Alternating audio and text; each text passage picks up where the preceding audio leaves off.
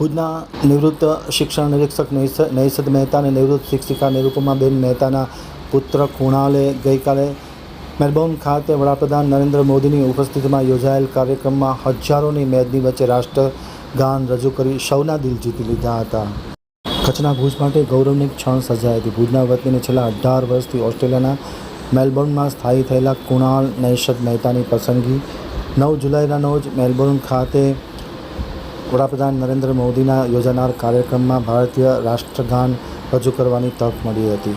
હજારો ઓસ્ટ્રેલિયન ભારતીયોની ઉપસ્થિતિમાં કચ્છના પનોતા પુત્ર કુણાલે ભાવવાહી સ્વરોમાં રાષ્ટ્રગીતનું ગાન કર્યું હતું. ભારતના વડાપ્રધાન નરેન્દ્ર મોદી તથા ઓસ્ટ્રેલિયાના વડાપ્રધાનની ઉપસ્થિતિમાં યોજાનારા ઐતિહાસિક કાર્યક્રમમાં સમગ્ર ઓસ્ટ્રેલિયામાંથી ભારતીય મૂળના આશરે 38,000થી વધુ લોકોએ નોંધણી કરાવી હતી. હજારો ભારતીય ઓસ્ટ્રેલિયન આ ભવ્ય કાર્યક્રમમાં ઉપસ્થિત રહ્યા હતા. બંને દેશના વડાપ્રધાનો અને હજારો ભારતીયોની ઉપસ્થિતિમાં આ રાષ્ટ્રગાન ગાવાની તક કુણાલને મળી હતી, જે સમગ્ર કચ્છ માટે એક ગૌરવ સમાન છે. વ્યવસાયે કુણાલ મહેતા મેલબોર્નની એક જાહેર હોસ્પિટલમાં બ્લડ કેન્સર ક્લિનિકમાં ટ્રાયલ્સ ક્ષેત્રે કાર્યરત છે. બીજી તરફ સંગીત તેમની ઓળખ છે.